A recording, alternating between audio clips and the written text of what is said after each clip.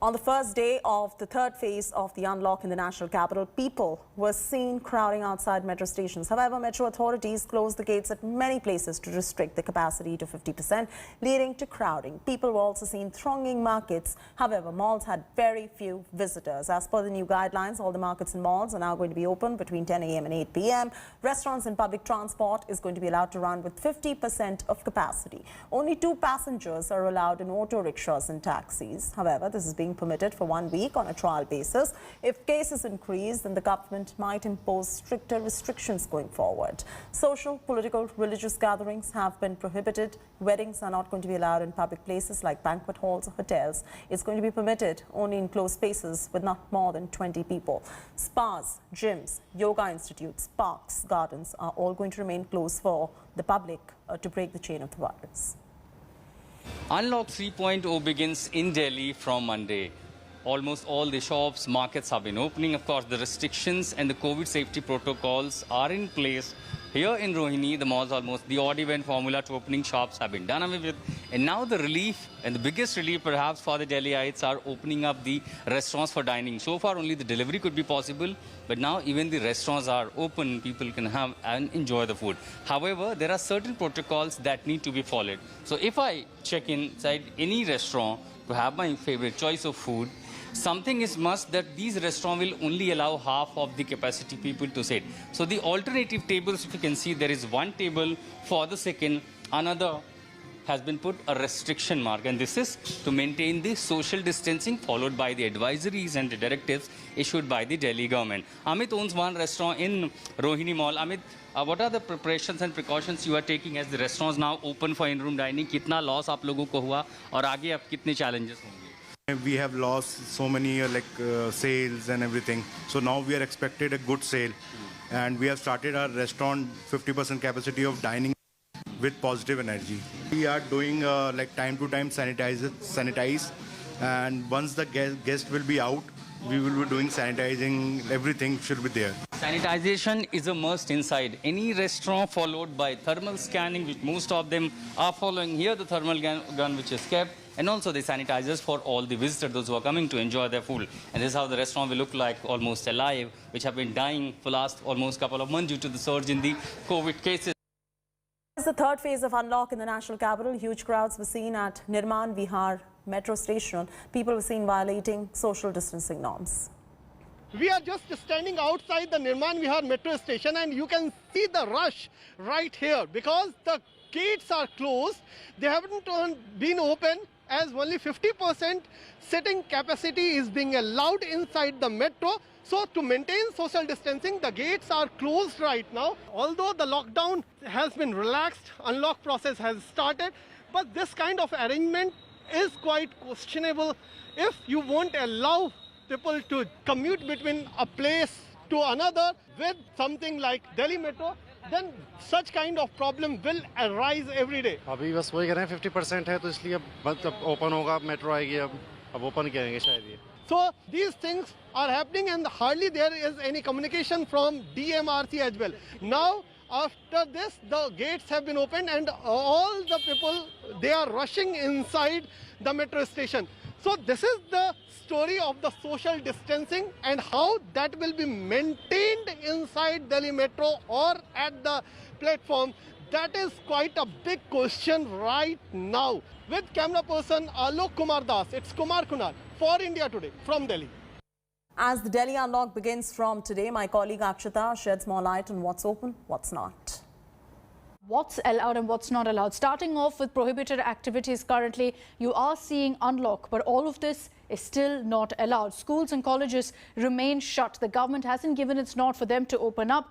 All social, political, sports, religious gatherings remained prohibited, remained banned at this point. Swimming pools, stadiums, they've not opened up in this phase of unlock. Similarly, movie theatres and multiplexes are also not open. Malls may be open, but you cannot visit a theatre in the mall. Banquet halls and auditoriums, where people usually gather in large numbers for events, all of that remains closed. Spas, gyms, yoga centres will not be opening up in this phase of unlock. Similarly, Public parks and gardens are also closed. This is something that's also triggered a huge debate because many have said that these are open areas. They can be opened up. But for now, the government has said no. Let me now explain to you what's open and what's allowed. So standalone neighborhood shops are all allowed to function. This was last week too. 10 a.m. to 8 p.m. is the time given to them. Restaurants are allowed to open in this phase of unlock. So this is a new update, a new guideline. But the condition is that they're allowed only with 50% capacity to ensure all norms of social distancing can be maintained. Weddings are allowed only at home. You cannot hold it in a banquet hall or in a hotel. And again, even at home, only 20 guests are allowed at this stage. Metros and buses, all your public transport in the national capital is functioning, but again with 50% capacity to ensure social distancing is maintained. Autos and taxis are plying on the roads of Delhi. They're allowed to ferry only 2 passengers besides the driver. Funerals, 20 people can attend. That is the norm, no more than 20. And masks, social distancing is a must. So that's what's changed as far as Delhi is concerned, as you're seeing the curbs now being slowly lifted face-wise.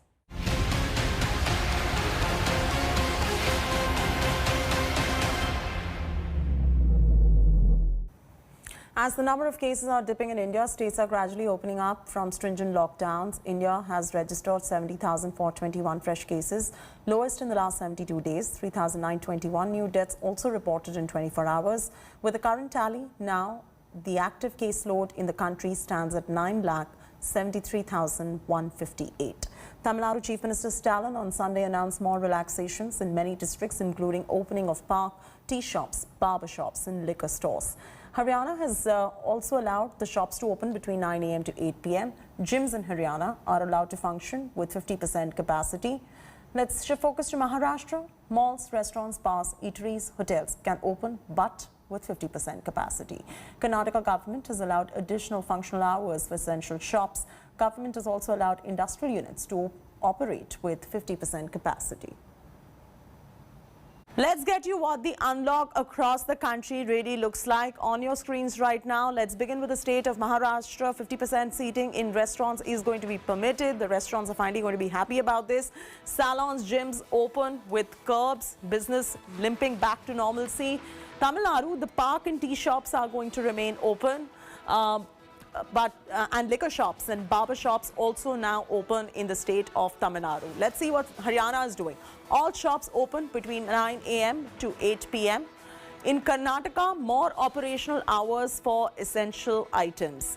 Industrial units are also going to be running, but with 50% of capacity. Remember, one can't let the guard down just as yet with the kind of numbers that we're seeing in India.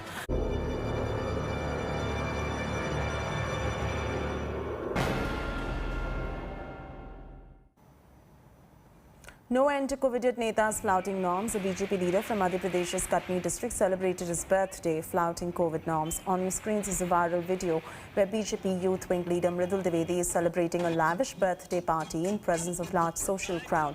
Social distancing and mask norms went for a toss in the mega bash. After the video had gone viral, the BJP leader has been fined 10,000 rupees by the district administration. A 7-day home quarantine has also been instructed to those who were present at the party.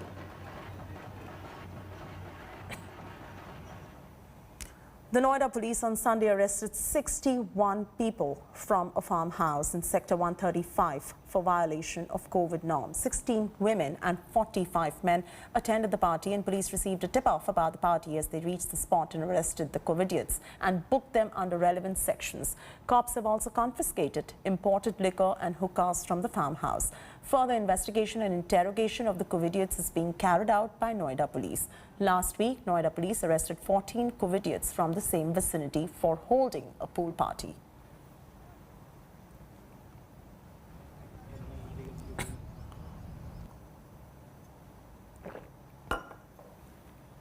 Telangana Chief Minister K. Chandrasekhar Rao's decision to provide 32 luxury cars to additional collectors amidst the pandemic has drawn flack from the opposition parties. Each car is valued at about 30 lakh rupees. These cars have been bought to facilitate the visit of the additional collectors to the villages.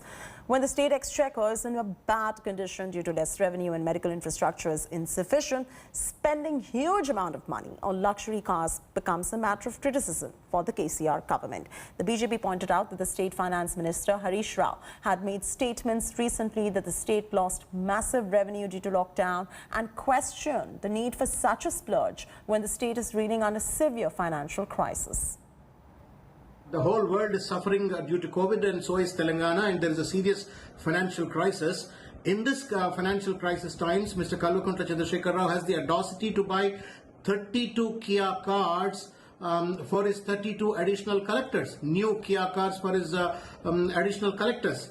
I am only wondering if this government is colluded with the Kia Motors to provide them some kind of a financial relief in this COVID time. BJP denounces the decision taken by CM KCR to buy 32 ultra-luxury vehicles, Kia Carnivals, and present them to the additional collectors of the state.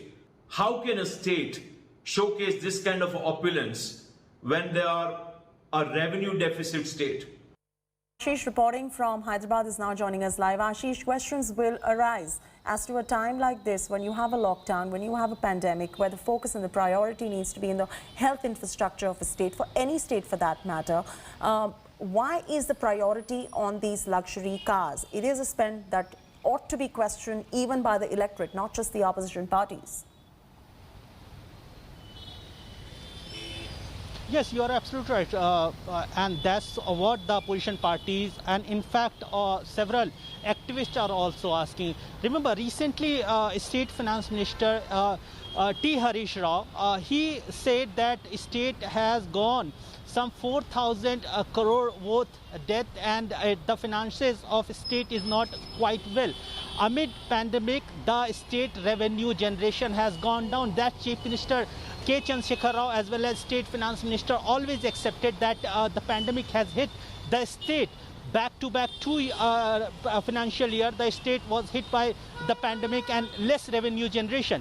Amid this kind of purchase of 32 Kia Carnival cars for the bureaucrats, definitely it is raising question. Remember, all these bureaucrats already have good cars. In fact, they are driving Toyota cars in their respective districts. But now government has decided to provide them a swanky MPV vehicle, and that is that's what the opposition parties, activists, several persons are questioning, that at the time when a state is hit by the pandemic, when the priority of the government should be improving health infrastructure, providing ambulances, providing maximum number of oxygen connected bed, amid all this thing, government is spending money on purchase of MPV luxury vehicles.